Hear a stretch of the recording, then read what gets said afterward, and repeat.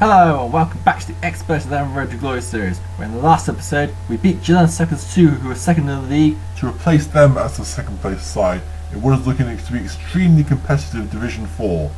In this episode we're taking on Schmock in the Ultimate League Cup in the fourth round for the first time since season 31, and we're against an opponent who are playing at the same level of competition as us, so this should be quite an evenly matched cup tie. Whoever wins will go through to the fifth round, and we have never been to the fifth round before in our history, so this could be a good opportunity to do that for the first time. Schmock have been hindered by an injury to Edwin Agaskar, one of their main midfielders, although they still have some pretty other good players like Gerardo Pies, Brad McKillen. Front three strikers Sjostrom, Burgess and Kolstrom, although they're only likely to play two of them, and some pretty strong defenders in Pele Garincha, Sebastian Spring and Snorri Brun, so they're going to be quite difficult to break down, although their goalkeeper isn't up to much, so he's well protected by the defence in front of him. If we can break the defence down, we should be able to score goals. Next, I have a fully fit squad to choose from, and we're about the same amount of strength as Schmock, so it could be a tie that goes either way. Anyway, let's see the team news and see how the two teams line up against each other. Schmock line up in a 4-4-2 formation with Christian Haydock in goal, a back four of Snorri Brun, Samson Gilchrist, Sebastian Spring and Pele Garincha, midfield of Ethan Whiston, Brad McKillen, Dexter Ball and Gerardo Pies, and a front two of Mo Sjostrom and Maximilian Karlstrom. Knights line up in a 3-5-2 formation with Ant Connolly in goal, a back three of Pim, Kruis, Ledley King and Aquila Santa Maria, a midfield of Ray Tataw Eta, Pierre Of Hesslink, Alvito Roma, Jr. and Raymond Hargreaves, and a front two of Celso Mota and Devin Reilly. Right then, let's go live to the Xpert Arena, since this is a neutral match.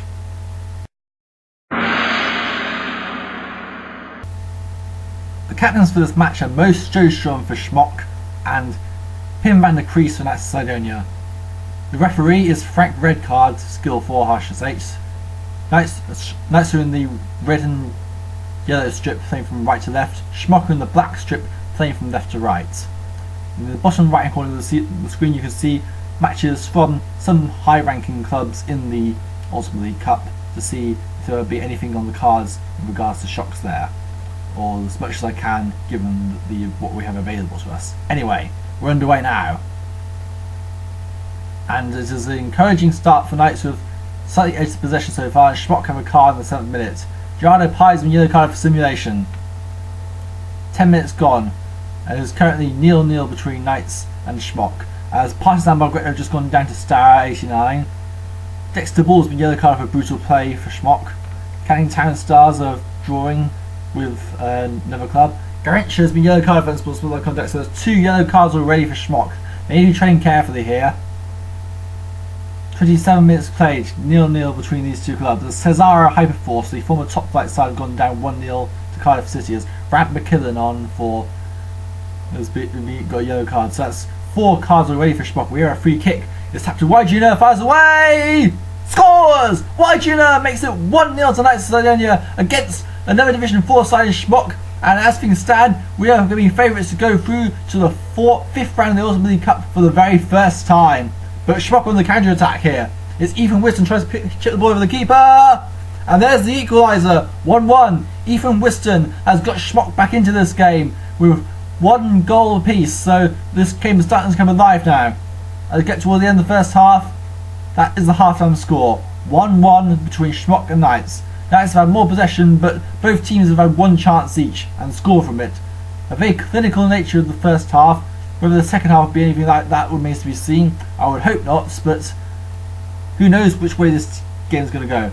Anyway, in the bottom right hand corner, I'd like to draw your attention to the fact that Atletico Madrid, our next league opponents, are in the bottom right hand corner of the screen there. You can see that they are losing to Sporting de Quinta, a Division 2 side in the Cup. So that's an interesting time. I think this is the first time we've seen a division opponent in the bottom right hand corner of the screen there, as Raymond Hargreaves has been yellow carded for brutal play, and with an injury for Schmock, Snorri Brun has been injured. Wow, that's a big bonus for us because Brun is a very, very good defender. They got a decent backup though, Zach Rosehill coming on in his place, so that's not entirely weakened. But we have a chance here with Pierre Of Hesslink. Tapped over the bar by Christian Haydock. Raymond Hargreaves has got himself a card for that challenge on Brun, but still we got rid of one of the main defenders as Pierre Of Hesslink, saved by Haydock. Excellent save by Haydock, and Hesslink needs to be up his game on free kicks. He's only scored once from free kick, and that was in the last game against General Seconds 2. As Raymond Hargreaves head on goal, easily saved by Haydock. So Haydock catches that effort from Hargreaves, but Knights are piling on the pressure here. Raymond Hargreaves has another shot.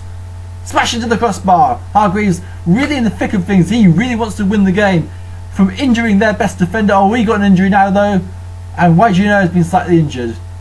Thankfully, unlike some previous games, there's not a hugely significant injury, but still not nice to see your own players injured. As we've got another chance of YGNO!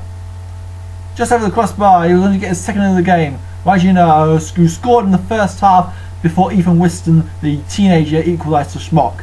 Devin Reilly has a header on goal and scores! Devin Reilly, a defender by trade, but we would play him as a striker, and it's turned to be a very good experiment here because Devin Reilly has scored again while playing up front alongside Celso Mota. This is presented a very interesting experiment. It's our Cantor 2-2 in their cup tie. Devin Reilly has been yellow carded. Well, whether that's through a celebration or not, I don't know, but anyway, that is the end of the game, and Knights are into the 5th round of the Ultimate League Cup for the very first time. We had a difficult opponent in front of us in another Division 4 side, Schmock, who are doing very well in their league campaign so far, but at the end of the day, they didn't prove to be too much of a match for us, only managing one shot on target, albeit scoring from it. Pele Garincha was the man of the match for Schmock. Pim Kruis was the man of the match for Knights. So that was our first time we've won in round 4. Last time against Premier KS we went out at this stage, but this time we've beaten a fellow Division 4 side in Schmock to progress to the 5th round for the first time. Be interesting to see who we get in the next round.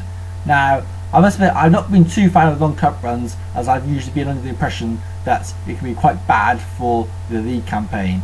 And by all accounts I hear that managers do struggle in the campaign when they're going for it with the cup, especially with such limited finances. So normally I'll be of the mindset to try and get out of the cup as soon as possible in order to maintain form properly. However, a poor change report last season has had me reconsidering the whole thing. The team is now at a stage in its development where it needs a lot more match experience than before when they were just teenagers, so getting more games in the cup might actually benefit us in the long run in terms of development. Indeed, I'm already seeing some very positive signs in DV. Team of the week is Christopher Bolian and Mighty Reds, a back four of Simone Barroso, Glorious Bastards, Harris Jobon, BOK, Eric Nolan, House of Stark, who actually look like contenders for the cup, and Cesar Velaka, Glorious Bastards. Midfield Jake Moir, Falkirk Flyers, Patrick Wendell, Glorious Bastards, Gorgon Lidqvist, RAK, and Alf Christie, Everton FC. And a front two of Claudio Costa, Shark United, and Runa Bjorkic, House of Stark. Okay, so our opponents in the 5th round of the Ultimate League Cup, the first time we've ever been at this level. Our opponents are